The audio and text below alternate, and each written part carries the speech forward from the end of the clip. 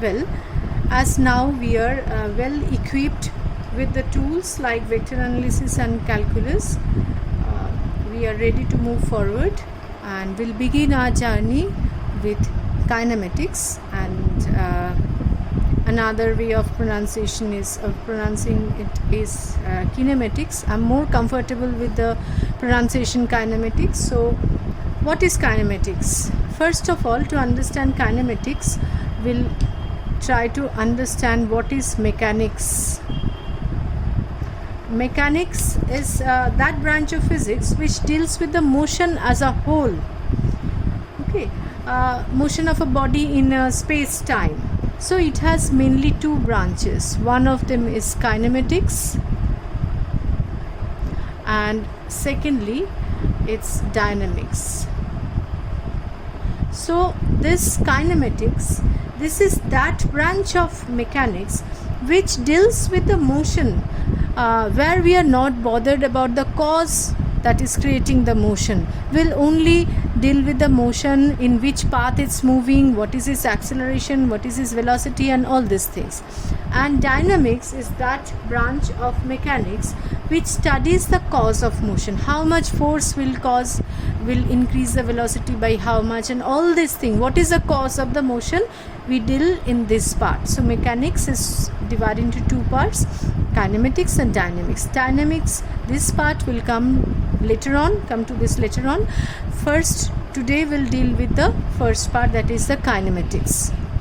So few general points I would like to discuss, but before that, kinematics, we are going to divide it basically into three parts. First, motion of a body in one dimension. Secondly, motion of a body is in two dimension, and motion of a body in three dimension. These are the three major parts that we are going to discuss. Secondly, another way of dealing with kinematics is we can segregate the motion in three parts. That is uniform motion, where the velocity is remains same. Second thing is uniformly accelerated motion, uniform acceleration, and third thing is non-uniform acceleration. So we can discuss kinematics in three parts: 1D, 2D, and 3D motion, and also in three different parts. That is, when the motion is uniform, that is the speed remains same, uniformly accelerated motion, and non-uniformly accelerated motion. Now, before going into the examples of this, I would like to discuss few examples, few basics of this kinematics with few examples. Suppose, as we all know about the vectors, suppose the velocity of a particle is given by 3I plus 4J plus 5K, and it's given in meter per second. So first question is, what kind of motion is this? One dimension, two dimension, or three dimension? Definitely, looking at the vectors, you can say this kind of motion is going on in space, a three-dimensional space. So this is a three-dimensional motion. Now my question is, what is the speed of this particle at this instant when the velocity is this? Speed, as we are aware of the vector now, so speed of the particle is mod v is root over 3 square plus 4 square plus 5 square. So it will be equal to 5 root 2 meter per second. So this is the basic question, first basic question. Next question I would like to ask you. So suppose a lift is ascending, and the second example here is a lift is ascending with decreasing speed. It is ascending with decreasing speed. Now my question is, from this statement, can you say what is the direction of the velocity and what is the direction of acceleration? So from this example, the lift is moving in upward direction, so direction of motion and the direction of velocity are same. So as the lift is moving in the upward direction, velocity is also in the upward direction. But as the velocity is decreasing, speed is decreasing, hence the acceleration, this is a retardation now, so acceleration is downward. So we can say that direction of acceleration and direction of velocity, direction of motion may not be same, but direction of motion and direction of velocity is always the same. Okay, so now again we'll be back to three types of motion: one dimension, two dimension and three dimension. One dimensional motion is the simplest of all, when a particle is moving in a straight line. So here, even if it's a vector, velocity and all displacement is a vector quantity, we have two directions, one either in this direction or in that direction. If we take this direction as positive, we take the other direction to be negative. So without actual vector analysis, without going into that vector analysis, taking this to signs, we can calculate the motions. One direction is taken to be positive, another, if one direction is positive, another direction is negative. Now the next part, two-dimensional motion. One example I would like to give. First of all, when a body is undergoing circular motion, here a body is undergoing a motion in a plane, like this plane of the whiteboard. So this kind of motion is an example of two-dimensional motion. One more important motion we will study, that is a projectile. Suppose you throw a particle from the ground at a certain angle and certain velocity here, this theta angle. So the particle will undergo a path like this. It will be in a single plane also. So projectile motion, circular motions, these are the examples of motion in two dimension. And the example of a motion in three dimension we have already given. Now a few more basic definitions let us try to recapitulate, like position vectors and displacement vector. So if the position of this is given by 1, 2, 1, and this A and a B is given by let's say 2, -1, 1, then the position vector, let's say this is 2, so position vector of OA is given by I plus 2j plus k.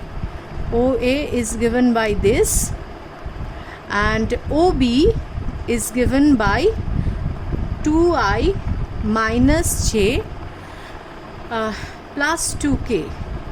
Now what is the displacement? If the body moves from A to B, the displacement vector is AB. AB is given by OB minus AB. So you can find out the displacement vector simply by subtracting this position to two position vectors. Okay. Now one thing is, as you know, if the body moves in this path, the distance will be greater than the displacement. If the body is moving in a linear path, the distance and displacement are same. So distance can be more than that of the more than or equal to the displacement. Now few small definitions to revise from class 9. So that's average speed and average velocity. Average speed is total distance traveled by total time. Similarly, average velocity is total displacement by total time. So this is the thing. And average velocity, we can find out total displacement, that is del S, or total time is delta t, let's say, and the S we can find out by final position vector, final displacement minus initial displacement by delta t.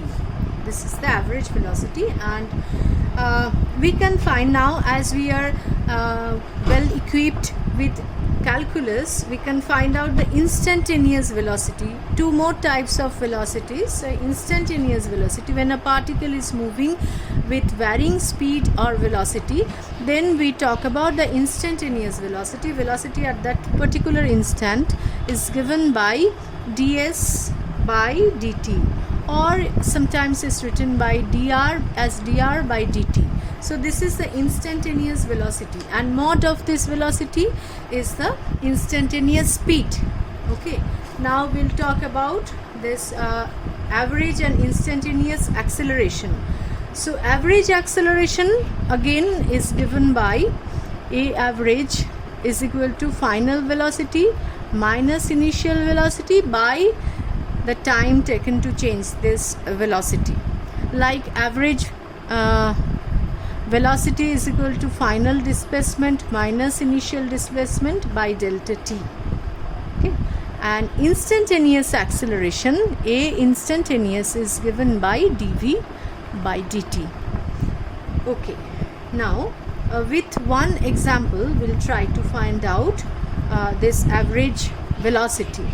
So a particle is moving according to the equation x is equal to 2t square plus 4t minus 6. Now what will be the average velocity, v average? So for that, what is the time interval that we need to know? T is equal to 0 to t is equal to 2. So what is the displacement at t is equal to 0? At t is equal to 0, we'll put the value here, and x initial is, this is 0 0, it's minus 6. Okay, now what is the final displacement, xf? We'll put the value here, t is equal to 2, 8 minus 6, that's 10.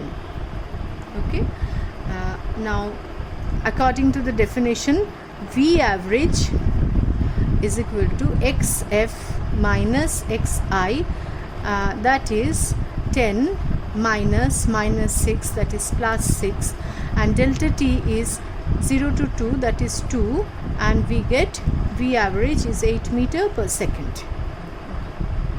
Now this is how we find out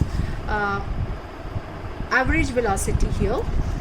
Now another example. Now we'll move on to the three equations of motions, motion in one dimension. Now with this initial knowledge, we'll move on to the motion in one dimension and three equations of motion. First equation was v is equal to u plus at. Second equation is s is equal to ut plus half at square, and the third equation is v square is equal to u square plus 2as. Now there are certain conditions to apply this equation of motion. We'll learn slowly. So these three equations are valid for acceleration is equal to constant, a particle which is moving in a straight line, one dimension motion, and acceleration is constant. Here only we can apply these three equations. If the acceleration is not constant, we cannot straightway apply this equation. We have to use some other forms, especially differentiation there. Now we will prove these three equations using calculus. So first equation we are going to prove v is equal to u plus at. This three equation you have done in class 9 using graphical method and analytical method. Now we are going to prove these equations using calculus. So if you remember, we proved this equation from the definition of acceleration, v minus u by t. And now we'll use the same definition, but we'll use a different form. So now we know a is equal to dv by dt. We can write a little bit of adjustment. We can write a dt equal to dv. Now we'll integrate both sides and we'll put the limit. What kind of limit? At t equal to 0, initial velocity v is equal to u, and at t equal to t, it reaches the final velocity v. So the limit, we are integrating this side, this side with t dt, and this side we are integrating over dv. So here we'll put the limit of t. So initial limit at t is equal to 0, then v is equal to u. So at t is equal to 0, v is equal to u. At t is equal to t, v, this final velocity is v. So as a is constant, we'll take it out, dt 0 to t, and this is dv, u to v dv, and simply we can write like dx, integral dx is equal to x plus c. Here as we are putting the limits here, we'll not write the c, we'll simply write a t minus 0 and v minus u. So dv is v, we are putting the upper limit first and then the lower limit. So we are getting at is equal to v minus u, or v is equal to u plus at. So this is the first equation we have proved. Now we will prove the second equation of motion. What is the second equation of motion? S is equal to ut plus half at square. For this second equation, we will start with the definition of velocity. Okay. The second equation of motion, v is equal to ds by dt. With this definition we'll start. Now we will write it v dt equal to ds and will integrate. Now unlike the first equation, here v is not constant, so it's changing from u to v, is continuously changing. So v is a function of time. From the first equation, how is v varying with time? V is equal to u plus at. So we substitute this v actual function here, v as a function of time, because we have to integrate with respect to time, and v we have to write it in as a function of time. So u plus at into dt equal to ds. Now limit here again is, we put our own limit, t is equal to 0. Initial displacement can be 0 or cannot be 0. Here we are taking s is equal to 0. At t is equal to t, the final displacement is s. So lower limit 0, here also 0, here t, here final limit s. So we integrate this as u dt. U being the initial velocity is a constant, we take this out, u into integral dt is t, and the limit here is 0 to t. And for the second part, at dt, this a is a constant, t dt is t square by 2, limit is 0 to 2, and ds, integral of ds is s, 0 to s. So we get the equation ut plus half at square is equal to s, the second equation. Okay. Now we will prove, this is the second equation proved. Now we will prove the third equation of motion. Third equation of motion, v square is equal to u square plus 2as. We will start the third equation of motion again with the definition of acceleration. Acceleration is dv by dt. Now if you look at this third equation, there is no time inside the expression, so we have to eliminate this. How to eliminate? We will apply the chain rule here, dv by ds into ds by dt. This thing remains the same, dv by dt. Now ds by dt is our v, so we get the equation v dv by ds equal to a. So we transport this a ds here and equal to v dv, and now we integrate. Suppose at s is equal to 0, the initial velocity is u, and at s is equal to s, when it reaches the displacement s, initial displacement 0, final displacement is s, then the final velocity is v. So we put our limit 0 to s, and we are integrating over ds now, and this side we are integrating over v, and we'll put the limit of v, u to v. So we get a ds. I'm directly writing the answer now. A ds is s, as is equal to v dv is v square by 2 and the limit is uv, and putting the limit, upper limit first, subtracting the lower limit, we get v square minus u square by 2, and we finally reach the equation. Transporting 2 to this side, we get v square minus u square equal to 2as. This is our third equation. So what did we learn today? We discussed what is mechanics, what are the two branches of mechanics that we will deal with. Now kinematics, the three different ways of studying kinematics, studying 1 dimension, 2 dimension, 3 dimension motion, and examples of 1D, 2D and 3D. And lastly, we derived the equations of motions using calculus. Equation of motion of what? Motion in 1 dimension when the acceleration is constant. Next day we'll discuss some other topics from the kinematics. Thank you.